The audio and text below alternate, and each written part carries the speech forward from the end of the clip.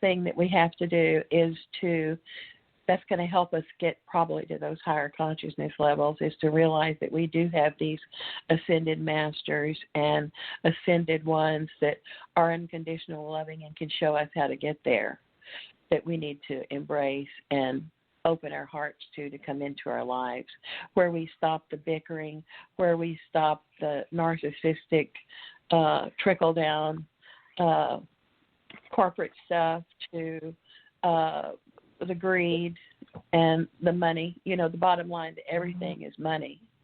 And that's sad, because that's a material, that's totally 3D. And it's made us depend on that in order to get our freedom out there. So we need to somehow, wouldn't it be great if we could barter?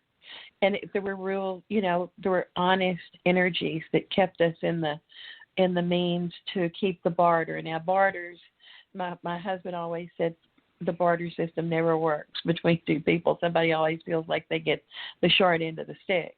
And he was right.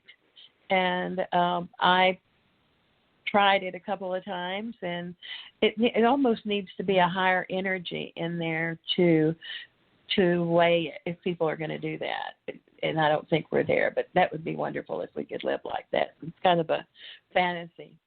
But that's all I have to say. And I'm ready to pass the baton. I just think that we also need to include that. Excellent. Thank you. Okay. TJ, you've got the talking stick. You can talk about whatever you want to. We're free flow here. Take it away. Well, I'd like to talk about emotional intelligence, because in order to fix this problem, we're going to have some solutions. And regardless of how I was trained militaristically or educationally, or the fact that I was privileged, because that's what I've been told, because I was in white skin by a black man when I was in Hawaii, and I was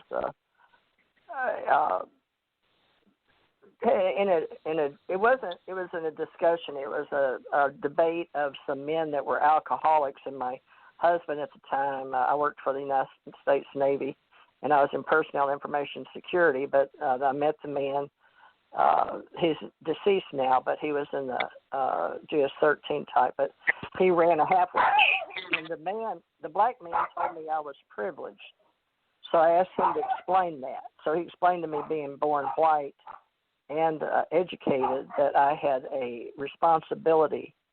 And he talked from a place of, I still have the vision, as Karen says, she sees visions, but even though he's passed and my husband's passed, I can see the black man sitting when you walk down steps in this old house in Pahaku, on Pahaku Street in Oahu, where we had the halfway house. But we had the men that would be behind bars in prison trying to get back in, staying in our house. We had like 13 rooms. But this man told me, and I didn't know how to take it, because I wasn't in my uniform. I was my husband's wife, but because we ran the house for the men that were trying to get back into the prison because they were fed better, we hired a chef that wore white clothes with a big hat.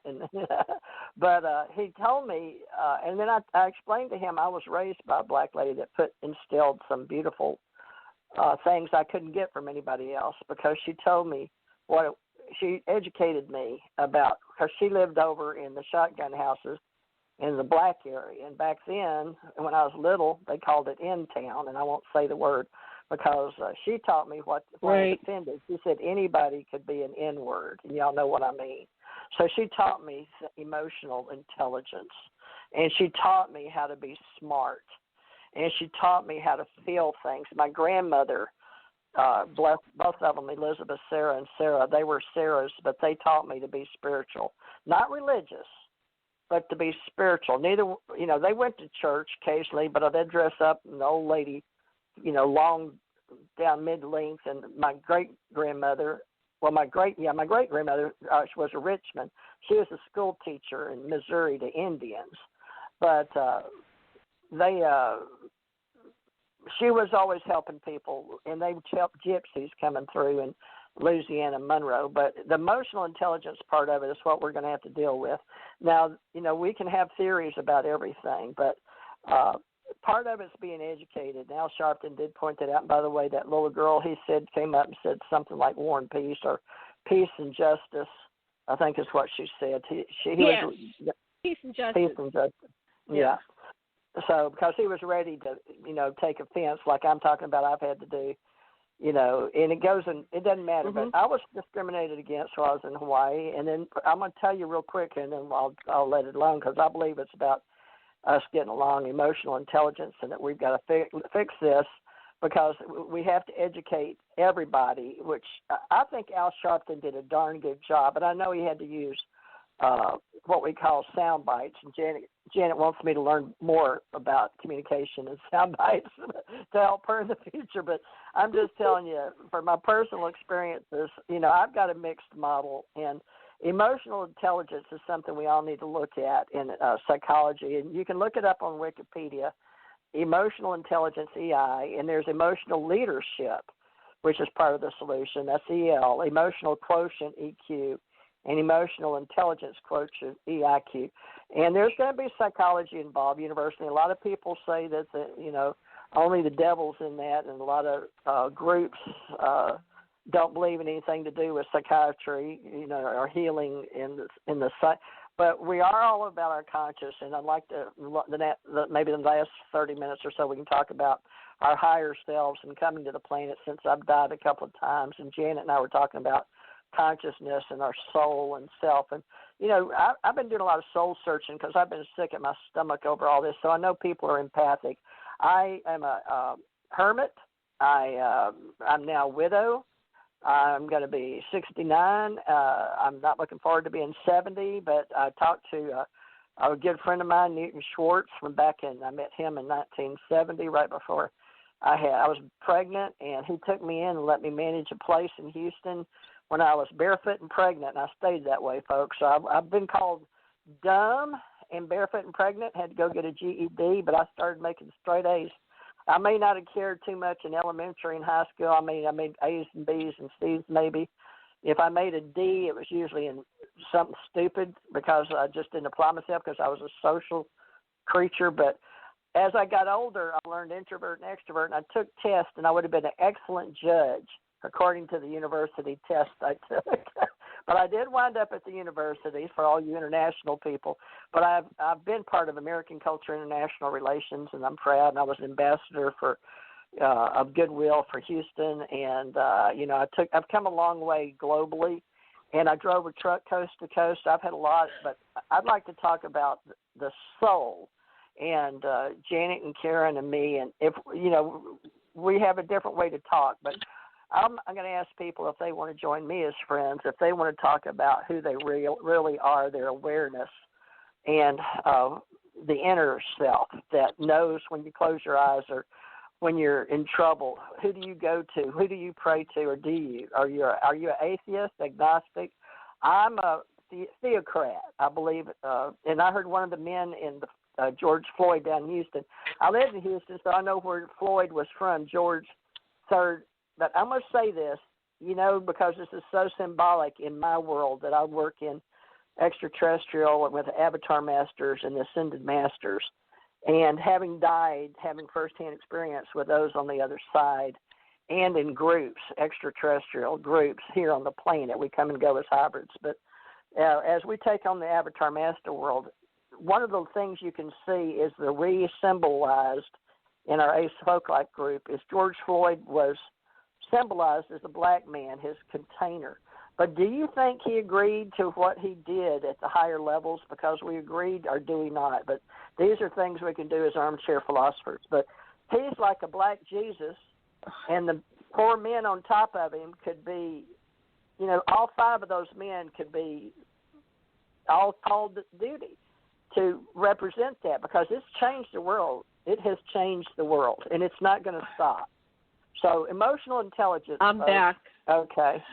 Am I done? I'm sorry. I got booted. I got back in. Probably time's up. I didn't quite catch what you said. Sounds great. I'm so sorry. I was booted. And Karen, are you still on? You didn't get booted, I'm still did you? Here. No. Okay. Sorry about that. I got booted. But I'll have to listen to that in the show. Okay, so you had mentioned something you want to talk about. It is the last half hour of the show. What was the subject you want us to focus on? The last half hour of the show. Do you guys have a preference, both of you? We can do a round where we all answer the same question. I was mentioning emotional intelligence, but I'm sure Karen and her groups, spiritual groups in her community, and hypnotizing, and we could talk about the intelligence, but also the validity of our soul. Because the three of us have a higher level of evolvement. We don't believe we're better than it. Quite the opposite. We're talking about lower level containers and skin, but emotional. How we deal with emotions, and I've seen a lot of people fight. And one thing about this time on the planet, I'm not going to blame the president because he's my commander in chief, and I'm sorry I wore a uniform, but we all have this thing, and this Metis, one of the guys is talking about him. But what's happened is, we don't do politics and religion, but we do spirituality, and I'd like to talk from the soul level. We all got a soul, folks, and I would hate to be the president of the United States of America because that's the most powerful position on this planet. But I get to be above all that. You could say a lot higher levels in intelligence, okay?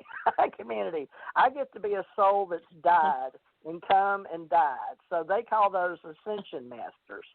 So I'm going to go back to Janet. But ascension masters and the awareness of your intelligence level, Janet, and I'll mute. Okay.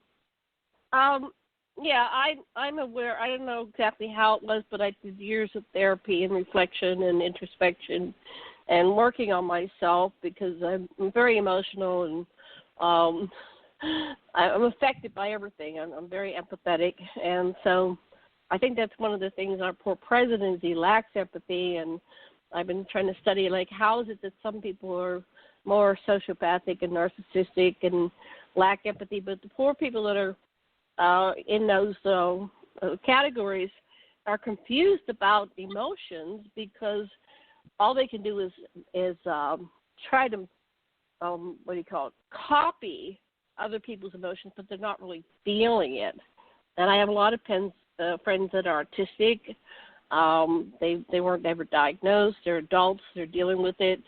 And, they tend to piss me off because, you don't feel me. But, I've learned to deal with it. And I go, okay, what does that feel like for them that they're not able to feel things like other people can feel? So I've developed some empathy for Trump, and he just doesn't get it. He doesn't feel it. I wish people would help him out somehow, but by the time you're in your 70s, you don't want to be told what to do. So we have to learn how to protect humanity. One of my things in therapy is it's always you have to protect yourself. And if you're a parent, you have to protect your children, and you don't allow them to be abused. So we have a society that's suffering from PTSD because as a society we are not selecting leaders that are not sociopathic, and that happened with Hitler, that we had Napoleon, we've had Genghis Khan. We have these people that rise to power that really, if you were a conscious civilized civilization where you were objectively finding your leadership based on their qualities and qualifications, they would have to take an emotional intelligence test, and they couldn't even run for office unless they could pass an emotional intelligence test, which shows you the appropriate response in situations. So when I was in college, I forgot to do the timer. Okay, let me look at it. When I was in college, and I never got a degree. I went back after years. Couldn't go when I was young because we had to get my brother, so he didn't have to go to Vietnam. So anyway, long story. But what I learned in Psychology 101, and I had to take psychology 3 or 4 times, and then I married a psychologist. And so is that they have a basic evaluation system. So one of the tests was, what would you do if you murdered someone and then somebody knocked on your door? And I forget, it was like, select one of the following. And like one of the options was, well, you'd hide the body, or, there's different scenarios. You'd chop the body up, you would confess, So these questions can be asked, and then you get a score on your emotional intelligence. And too often or not, I've encountered people that would hide the body and cut it up in pieces and try not to get found out. It's like, well,